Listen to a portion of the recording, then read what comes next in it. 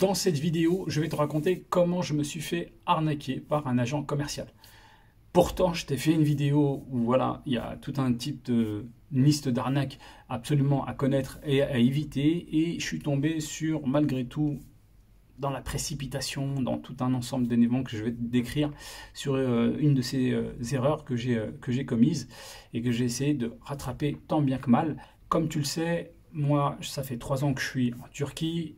J'ai un projet immobilier que je compte t'annoncer courant 2022, qui correspond d'ailleurs, encore une fois, à tes critères, à tes demandes, puisque j'ai créé donc une newsletter pour tous ceux qui sont intéressés par ce projet immobilier, avec qui j'échange, avec qui j'ai proposé un sondage pour savoir exactement quelles sont tes attentes. Si tu es intéressé, eh bien, je te propose de t'inscrire, c'est pas encore trop tard, à cette newsletter pour pouvoir être informé. Alors après ça, je vais te raconter un petit peu comment s'est déroulée cette arnaque. Je vais te mettre un petit peu de contexte pour que tu puisses comprendre un peu l'idée. Donc comme je te disais, moi ça fait 3 ans que je suis en Turquie, donc j'aime bien prendre le temps d'étudier en fait des choses avant d'investir. J'aime bien maîtriser mon sujet, pas partir comme ça à l'abordage. C'est pas quelque chose que je fais, donc j'ai vraiment pris le temps. Et tu sais, quand je suis arrivé ici en Turquie, dès le début, on m'a dit tu devrais quand même te presser parce que les prix montent très vite et les biens partent très vite. Bon, je me suis dit, tchatch de commercial, je l'ai entendu plusieurs fois, tu vois, de commerciaux ou d'amis investisseurs, de notaires, ainsi de suite, qui me disaient ça, qui revenaient à chaque fois. Et effectivement, c'est tout à fait vrai, les prix font que d'augmenter de manière vraiment impressionnante, c'est-à-dire que c'est vraiment en l'espace de 3 mois, quand tu t'intéresses à un marché précis et que tu as bien fait ton analyse et ton étude, tu te rends vraiment compte qu'il y a une augmentation des prix. Et d'ailleurs, je crois le chiffre officiel, c'est 30% d'augmentation du prix du marché par an. Donc ça, c'est tout à fait confirmé. Et c'est vrai qu'au début, quand on me le disait, j'y croyais pas trop. Et ça, avec le temps, maintenant, je le confirme complètement. Des biens qu'on m'avait proposés il y a presque qu'un an en arrière ne se présentent plus du tout aujourd'hui. C'est plus possible à un prix équivalent, un produit équivalent, je ne peux plus le retrouver. Donc, du coup, il y a déjà ce point qui est important, que ça monte vite. Et l'autre point, c'est que ça part très vite. Un bien qui est disponible, donc moi, comme tu le sais, pour mon projet immobilier, c'est plus des terrains que je recherche, des terrains constructibles. Et c'est vrai que les terrains, tu peux te dire, bon, un appartement, ça peut partir vite. Un terrain, c'est déjà un peu moins liquide. Non, pas du tout. C'est pareil, c'est en l'espace de quelques semaines. On peut te présenter, te faire visiter un terrain, un bien, et le temps que tu réfléchisses, le temps que tu fasses tes calculs tranquillement, que tu prennes ton temps, en 2 semaines, 10 jours, 2 semaines, le produit n'est plus disponible, il est déjà vendu. Donc ça, c'est une réalité. C'est une réalité, c'est pas des arguments commerciaux. Je vous le dis, je l'ai expérimenté. Du coup, pourquoi je dis tout ça, c'est que avec tout ça en tête, je me suis dit, bon, écoute, dès que maintenant tu as bien étudié ton marché, tu as bien étudié ton sujet, dès qu'il y a un produit qui sort, faudra pas traîner, parce que voilà, il y a déjà des produits, des bonnes affaires que tu as ratées. Là maintenant, cette fois-ci, dès qu'il y a une bonne affaire, il va falloir la saisir. Très bien. Alors, j'ai continué à faire mes recherches, à faire mon petit réseau de contacts, parfois de quelques agents immobiliers, parfois quelques personnes dans le domaine pour avoir ce produit. Et là, on tombe sur une très bonne affaire qui correspond en plus aux critères qu'on m'avait demandé. Donc, vue sur la montagne, vue sur la mer, proche centre-ville, ainsi de suite. Je me suis dit, bon, allez, top, c'est magnifique, ça correspond aux différents critères qu'on m'a demandé. Super. Et le prix défiant toute concurrence. Un prix, on peut dire, 1/3 du prix du marché. Tu vois. Alors, tu sais, dans la vidéo, je t'ai dit, quand c'est trop beau pour être vrai, c'est que c'est pas vrai. Je me suis un petit peu emballé, j'ai mis un peu de côté cette règle-là. J'étais conscient que le prix était largement en dessous du prix du marché, ça j'en étais conscient. J'ai été le visiter rapidement, j'étais sur place, je l'ai visité, effectivement il m'a plu. J'ai pu constater qu'il y avait pas mal de gens qui venaient aussi le visiter. Donc dans la précipitation et dans la peur de rater l'occasion, j'ai un petit peu précipité les choses en appelant rapidement mon contact, en disant c'est bon, je passe au bureau, je te donne la compte, on règle ça tout de suite. Donc dans la foulée, je suis parti, je me suis dit ça risque de partir très rapidement. Je lui ai donné la compte, j'ai versé la compte. Ok. Alors plus précisément, normalement donc en termes d'acompte 5%, 10%, il se trouve qu'au moment où j'arrive, il était 5 heures de l'après-midi et la banque était fermée. Donc je ne lui ai pas donné la compte qu'on avait convenu en euros, mais une petite somme en Turkish Lira et on avait convenu que le lendemain matin je venais pour lui donner en euros. C'est un petit détail important. Et donc du coup, on s'est mis d'accord, il m'a mis vachement à l'aise, voilà, c'était une personne âgée, sage, qui transmettait vraiment de la confiance professionnelle. Il avait les documents, des modèles de contrats déjà définis, préenregistrés, juste à compléter, des affiches par rapport aux commissions, ainsi de suite, qui mettaient en avant. Donc voilà, il me montrait vraiment quelqu'un de très pro, en plus religieux et tout. Donc il m'a vraiment en plus mis en confiance. Donc j'avais vraiment un bon ressenti. Ok. Donc on fait ça, on convient que le lendemain, il me donne en plus le document comme quoi j'avais versé la compte, alors que la compte, je le paierai que le lendemain matin puisque la banque était fermée. Donc j'ai été mis en confiance, clairement. Sauf que j'avais cette règle-là qui résonnait dans ma tête, quand c'est trop beau pour être vrai, c'est que c'est pas vrai. Pendant la nuit porte conseil, le lendemain matin je me réveille, en n'ayant pas trop bien dormi, je me dis... il y a quelque chose qui ne va pas, c'est pas possible à ce prix-là. Il y a un problème et comme tu n'as pas fait tous les contrôles, vérifie bien.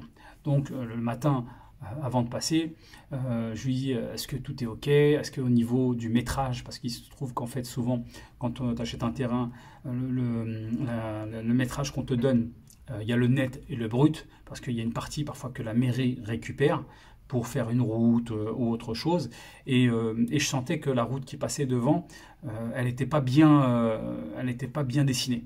Et je me disais, je pense forcément qu'ils vont prendre 10% du terrain, donc quelque chose comme ça. Et lui me dit non, et on échange par écrit, WhatsApp, pas important. Il me dit non, pas du tout, c'est du net, c'est superficie totale pour toi, il n'y a pas de souci, ainsi de suite. Je dis est-ce que tu peux m'envoyer le tapou? Il m'envoie un document qui n'est pas un tapou officiel, un document différent, ça m'alerte un petit peu. Donc lorsque je vais sur place, il me dit si, mais regarde, c'est dans le système, tout est rentré dans le système, j'ai déjà pris le rendez-vous avec l'expertise, l'expert va passer, c'est un ami, il va passer, et donc il va te faire un document officiel, ainsi de suite. Je dis ok, bon, admettons. Et pour l'histoire du mètre carré, je me suis dit, bon, s'il m'écrit via WhatsApp que c'est bien du net 100%, je me dis, bon, c'est qu'il y a une certaine confiance. J'étais toujours pas complètement confiant, je verse la compte. Donc, comme c'était une bonne affaire, j'ai pas trop chipoté à chercher à négocier, j'ai donné 10%. Et là, ensuite, je vais quand même à la mairie. J'en avais pas le cœur net. Je vais à la mairie, alors soit le jour même, soit le lendemain, je sais plus. Je vais à la mairie et là, badaboum, la mairie me dit bon, c'est du brut.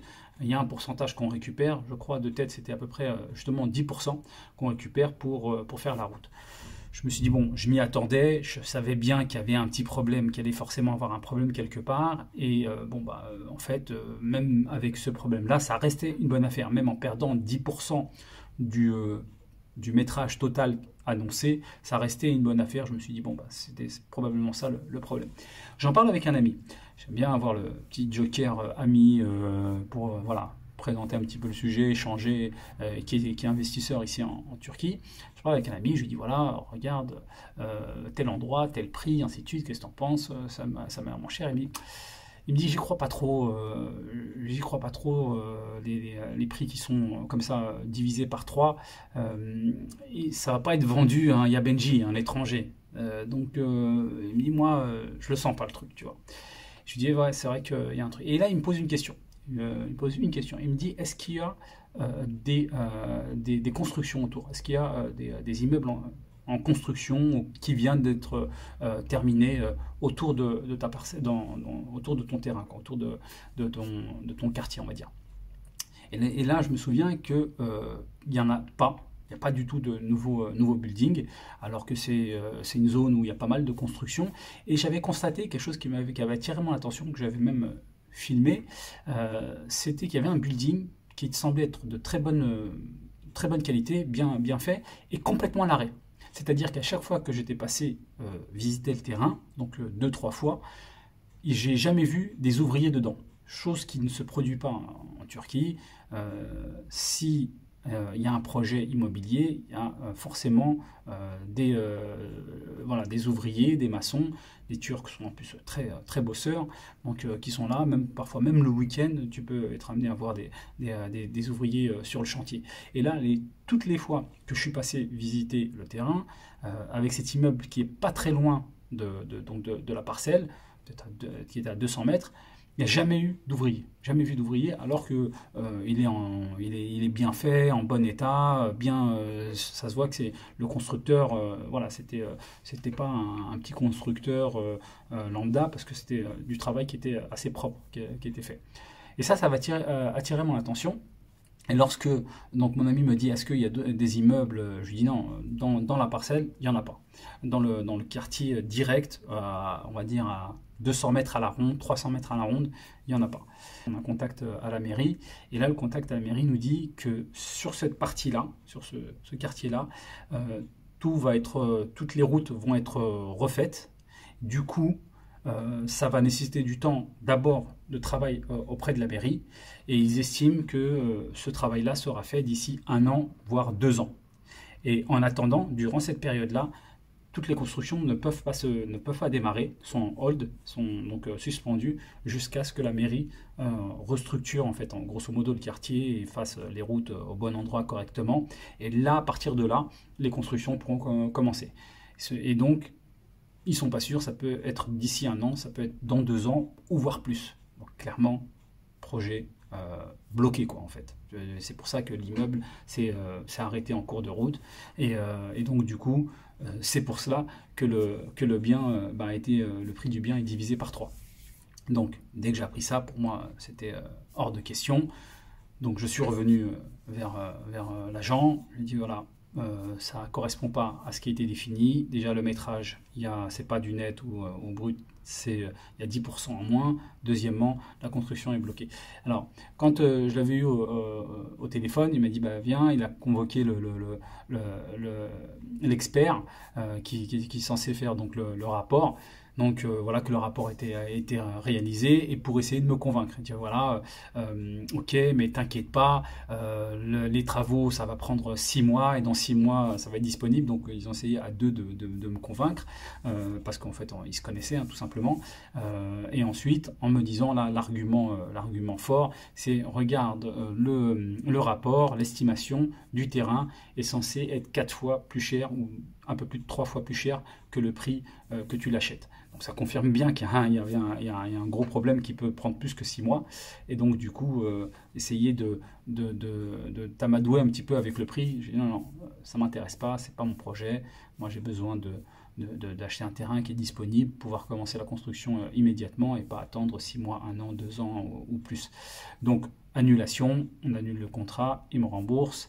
De toute façon, il était en tort, donc il n'avait pas trop le choix. Comme j'étais passé par un agent qui avait pignon sur rue, qui avait une agence, ainsi de suite, c'était pas dans son intérêt de compliquer les choses.